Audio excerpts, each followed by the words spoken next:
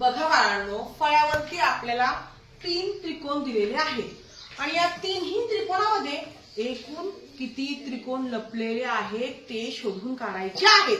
आता या प्रकारच्या आकृत्या आपल्याला स्पर्धा परीक्षेमध्ये विचारतात. मग नवोदय असो, स्कॉलरशिप असो किंवा इतर स्पर्धा परीक्षा असो. आता आपल्याला काय करायचं, जेव्हा असे आकृत्या येतात तेव्हा अंदाजे 1 2 3 4 असे न मोजता ट्रिकद्वारे आपल्याला त्रिकोण शोधून काढायचे आहे.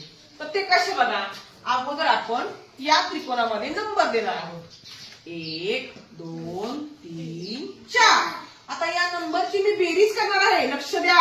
1 अधिक 2 2 अधिक 3 3 अधिक 4 1 अधिक 2 3 अधिक 3 6 अधिक 4 म्हणजे बाळांनो, या पहिल्या त्रिकोणामध्ये एकूण 10 त्रिकोण लपलेले आहेत. दुसरी आकृती आहे. आता यात पण तसंच करायचं आहे बघा. 1 2 3 4 5. आता यांची पण बेरीज करायची बघा बाळांनो. 1 अधिक 2 2 अधिक 3 3 अधिक 4 4 अधिक 5 1 अधिक 2 3 3 अधिक 3 6 6 आणि 4 10 आणि 5 15. बाळांनो 15 त्रिकोण हे आले. पण इथं बघा, या त्रिकोणामध्ये त्रिकोणाचे 2 भाग आहेत. किती भाग आहेत? 2. मग वरती असे नंबर द्यायची गरज नाही. मग आपण काय करणार आहोत, 15 गुणिले 2. कारण वरती हेच नंबर आपण देणार आहोत आणि तितकीच बेरीज 15 येणार आहे, हो की नाही?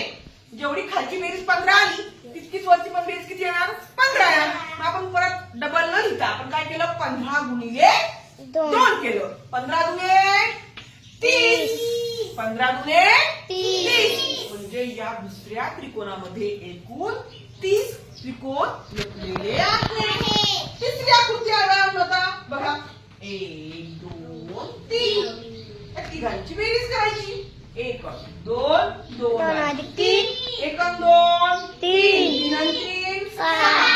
मग आता त्रिकोण हा 3 भागामध्ये त्यांनी काय केलं आहे, दाखवला आहे ना.